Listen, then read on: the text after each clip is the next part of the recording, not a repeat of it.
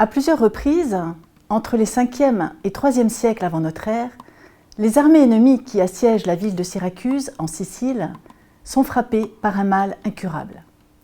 C'est d'abord le fait des Athéniens, qui espéraient installer leur domination sur l'île entre 415 et 413, puis des Carthaginois en 396, enfin des troupes romaines en 213-212 avant notre ère. Les historiens antiques, grecs comme latins, Thucydide, Diodore de Sicile, Tite-Live, Plutarque, décrivent des épidémies dramatiques, parfois de manière précise, presque chirurgicale. C'est ainsi que Diodore de Sicile, dans sa bibliothèque historique, combine le traité hippocratique des épidémies et des sources locales et décrit les symptômes qui affectent les Carthaginois. D'abord, avant le lever du soleil, un frisson, occasionné par un air froid et humide, saisissait les corps. Et à midi, la chaleur asphyxiait cette multitude d'hommes, entassés dans un lieu étroit. La maladie atteignit d'abord les Libyens, dont un grand nombre moururent.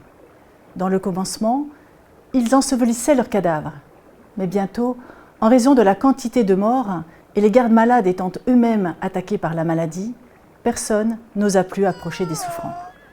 Quelques-uns avaient des accès de manie et perdaient complètement la mémoire. Hors de leur sens, ils parcouraient le camp et frappaient ceux qu'ils rencontraient. Enfin, la gravité du fléau et la rapidité de la mort rendaient inutile le secours des médecins. Les témoins antiques insistent sur le nombre de malades, puis de morts. La crise sanitaire est aggravée d'abord par la contagion, puis par l'abandon des cadavres laissés sans sépulture.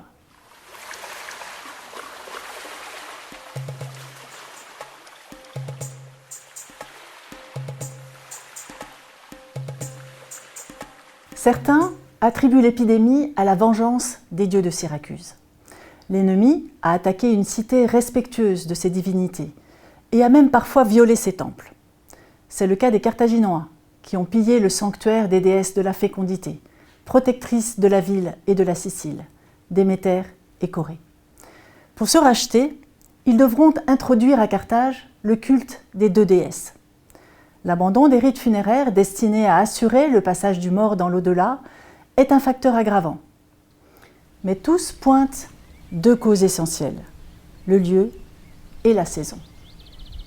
En effet, la ville de Syracuse est bordée au sud à la fois par un marais, appelé l'Isiméléia, étymologiquement qui délie les membres, mais aussi par un étang, Cyanais, et par l'embouchure d'un fleuve, l'Anapo, dont les divagations fragilisent les environs. L'eau y est certes abondante pour désaltérer les troupes, mais elle a tendance à stagner à certaines époques. Au nord et à l'est, un plateau et une île calcaire sur lesquelles s'installe l'habitat. Les assiégeants sont inégalement touchés. Les troupes stationnées sur le plateau de Syracuse sont épargnées, tandis que celles qui campent dans la plaine de l'Anapo n'échappent pas au fléau. La saison est également invoquée pour justifier l'éclosion de la maladie. L'épidémie surgit à la fin de l'été et au début de l'automne, lorsque les nuits froides succèdent aux journées caniculaires, alors qu'au printemps, les soldats pêchent l'anguille dans la lagune. Bivalence du marais, maléfique un jour, source de prospérité un autre.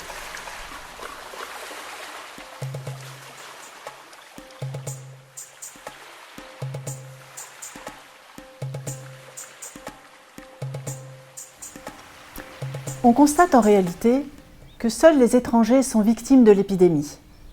Les textes antiques ne relatant pas de crise sanitaire chez les Syracusains et l'archéologie n'en ayant pas livré de témoignages jusqu'à présent. Il faut donc chercher ailleurs les causes de cette mort de masse. D'après Hippocrate, le site sur lequel s'implante une ville conditionne les pathologies de sa population.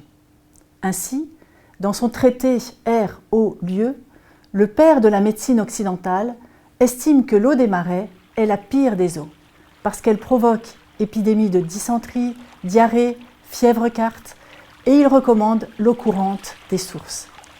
Mais la population s'adapte à son environnement quotidien. Les plus faibles ne survivent pas, et les nécropoles de Syracuse ont révélé, comme d'autres villes antiques bordées d'espaces lagunaires mal drainés, une mortalité infantile très élevée. c'est la malaria qui frappe les étrangers et les classes d'âge les plus fragiles, comme l'indiquent les nombreuses traces d'hyperostosporeuse, marqueurs de l'endémicité paludéenne sur les crânes des squelettes mis au jour. La thalassémie méditerranéenne, peut-être pas dans sa forme la plus maligne, touche déjà les populations locales. Mais celles-ci ont appris à s'en prémunir en installant leur lieu de vie à l'extérieur des zones maléfiques et en y acculant leurs ennemis, conservant ainsi cette bande de protection envoyée par les dieux et exploitant ces nombreuses ressources halieutiques et pastorales.